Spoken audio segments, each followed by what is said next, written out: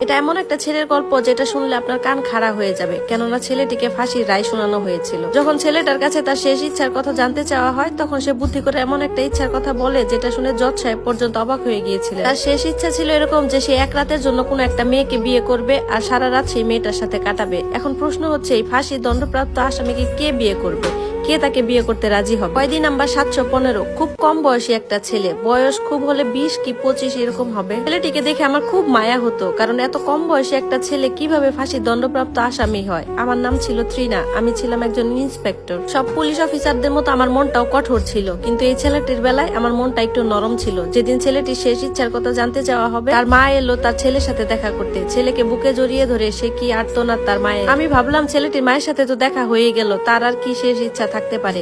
তার ফাঁসির আর প্রায় 48 ঘন্টার মতো সময় আছে। আমি তার কাছে গিয়ে গেলাম, তোমার তো শেষ ইচ্ছা পূরণ হয়ে গেছে তাই না, তোমার মা এসেছে তোমার সাথে দেখা করতে। তখন আমাকে দেখে বলতেছে, কি বলেন আপনি, আমার শেষ ইচ্ছা তো অবশ্যই আছে। আমি তাকে বললাম, কি শেষ ইচ্ছা তোমার? তখন সে আমাকে বলতেছে, আমি আপনার সামনে নয়, আমি এসপি সাহেবের সামনে আমার শেষ ইচ্ছা বলবো। এই কথা শুনে আমার খুব রাগ হলো। তারপর আমি ভাবলাম, থাক, দুদিন পরে তো ছেলেটা মরেই যাবে, তার আবদার তো রাখতেই হয়। আমি ছেলেটিকে এসপি সাহেবের কাছে হাজির করলাম। এসপি সাহেব তাকে শান্ত গলায় বলল, তোমার শেষ ইচ্ছা কি? তখন ছেলেটি বলল, আমার শেষ ইচ্ছা, আমি এক রাতের জন্য একটা মেয়েকে বিয়ে করতে চাই আর তার সাথে সারা রাত কাটাতে চাই। এসপি সাহেব তখন অবাক হয়ে ছেলেটিকে জিজ্ঞাসা করলো, কোন মেয়ে তোমাকে এক রাতের জন্য বিয়ে করে তার জীবনটা নষ্ট করতে যাবে? আমি তো নিশ্চিত কেউ তোমাকে বিয়ে করতে রাজি হবে না। তখন ছেলেটি বলল, আপনি এক কাজ করেন, আপনি আমার এলাকায় মাইকিং করে দেন, আপনি ঘোষণা দিয়ে দেন যে আমাকে কেউ বিয়ে করবে কিনা। এরপর এসপি সাহেবের নির্দেশে আমরা ছেলেটির এলাকায় মাইকিং করে দিলাম, আর এটাও বলে দিলাম যে ছেলেটি মৃত্যুদণ্ডপ্রাপ্ত আসামি। 2 দিন পর ছেলেটির ফাঁসি হবে। এরপর বিকেল বেলা গার্ড এসে বলতেছে যে জেলে নাকি নববধূ এসেছে, একটা মেয়ে এসেছে আর সাথে করে একটা কাজীও নিয়ে এসেছে। আমি তো গিয়ে মেয়েটিকে দেখে অবাক হয়ে গেলাম, বয়স প্রায় 19 কি 20 হবে। আমি কাজী সাহেবকে জিজ্ঞাসা করলাম যে মেয়েটিকে। তখন তিনি বললেন তিনি নাকি চিনেন না, উনি নাকি এরকম করে সেজে গুজে কাজী সাহেবের কাছে গিয়েছেন। মেয়েটি আমাকে দেখে বারবার বলছিল যে আমাকে রিপনকে বিয়ে করতেই হবে। তখন বুঝতে পারলাম যে মেয়েটি রিপনকে হয়তোবা খুব ভালোবাসে। এরপর রিপনকে তার সেল থেকে বের করে অফিসে বসার সুযোগ দেওয়া হলো। এরপর রিপন বলল যে আমাদের দুজনকে এক রাত একসাথে থাকার সুযোগ দিতে হবে। পরদিন মেয়েটা চলে যাবে আর আমি নিজে হাসি মুখে আমার মৃত্যুকে বরণ করে নিব। কথাটা শুনে আমার খুব খারাপ লাগলো। পরে মনে মনে ভাবলাম, ভালোবাসা মনে হয় এরকমই হয়। কিন্তু আমরা এটা বুঝতে পারিনি যে এটার পিছনে এত বড় একটা কাহিনী লুকিয়ে আছে, যে কাহিনীটা আমাদের পরদিন সকালবেলা অবাক করে দেয়, আমাদের সবাইকে বোকা বানিয়ে দেয়। এরপর কারাগারের মধ্যে দুজনের বিয়ে হলো। বিয়ের পর ওদের দুজনকে জেলখানায় ঢুকিয়ে দেওয়া হলো।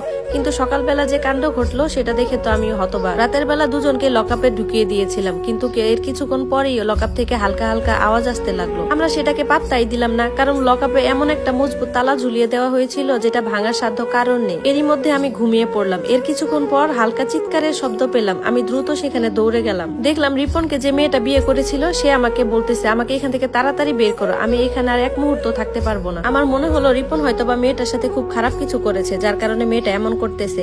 এরপর যত দ্রুত সম্ভব মেয়েটাকে বের করে দিয়ে আমি লকআপে তালা লাগিয়ে দিলাম। যেহেতু তখন অনেক রাত ছিল, আমার চোখে ঘুম ঘুম ভাব ছিল। আমি এরপর মেয়েটাকে বের করে দিয়ে ঘুমিয়ে পড়লাম। কিন্তু আমি এটা কখনোই ভাবতে পারিনি যে ঘুম থেকে উঠে সকালবেলা আমার উপর এমন একটা ঝড় বয়ে যাবে। ঘুম থেকে উঠার পরে এসপি সাহেব আমাকে বলল, কয়দিন নাম্বার 715 কোথায়? আমি তাকে বললাম, কেন? সে তো লকআপের ভেতরেই আছে। এরপর আমি লকআপের দিকে দৌড়ে গেলাম। কোনো সাড়া না পেয়ে ঘরের লাইটটা যখন জ্বালিয়ে দিলাম, দিয়ে দেখি যে মেঝেতে একজন দুর্বল লোক শুয়ে আছে। আমার সাথে সাথে এসপি সাহেব দুর্বল লোকটিকে দেখে আমাকে গালাগালি করতে শুরু করলো। এরপর আমি দ্রুত ওইটার ভিতরে ঢুকে রিপনকে খুঁজতে লাগলাম। মনে মনে ভাবলাম, তোমার জন্য যদি আমার চাকরিটা চলে যায় আমি তোমাকে কোনোভাবেই ছাড়বো না রিপন।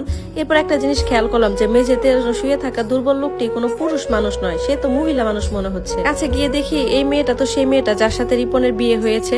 তখন তো মনে হচ্ছিল মেয়েটাকে আমি থাপ্পড় দিই, কিন্তু কেন সে এই কাজটা করলো? সে নিজে রিপনকে জেল থেকে বেরিয়ে যেতে সাহায্য করেছে। ওই মেয়েটা তার নিজের পোশাক পরিয়ে রিপনকে বাইরে যেতে সাহায্য করেছে, আর সে রিপনের পোশাক পরে এখানে শুয়ে আছে। তখন আমি বুঝতে পারি রাতের বেলা যে মেয়েটা বেরিয়ে গেছে সেটা আসলে রিপন ছিল। ওরা আমাকে যে ধোঁকা দিয়েছে সেটা আমি কখনোই ক্ষমা করতে পারবো না। আমি তখন শান্ত গলায় মেয়েটিকে যখন তার মা বাবার কথা জিজ্ঞাসা করলাম, তখন মেয়েটি আমাকে বললো যে আমি আপনাকে রিপন ভাইয়া সম্পর্কে সব সত্যি কথা বলবো। আমি তখন অবাক হয়ে মেয়েটিকে বললাম, রিপন কি তোমার ভাই নাকি স্বামী? মেয়েটি তখন আমাকে বললো, রিপন আমার ভাই না, তবে আমি তাকে ভাইয়ের চোখেই দেখি। আমি তাকে বললাম, তুমি রিপনের জন্য এত কিছু কেন করেছো? ওকে তুমি পালাতে কেন সাহায্য করলে? তখন মেয়েটি বলল, না আসলে তেমন কিছু না, রিপন ভাইয়া কালকে সন্ধ্যার মধ্যে এখানে চলে আসবে, সে আমাকে কিছুতে এখানে ফেলে রাখবে না। মেয়েটি যা বললো তাতে তো আমরা আবার টেনশনে পড়ে গেলাম। এসপি সাহেব বলল কেসটি আবার রিওপেন করতে হবে। মেয়েটি বলল, আমার নাম রিয়া, আমার বড় বোনের সাথে রিপন ভাইয়ার বিয়ে ঠিক হয়েছে।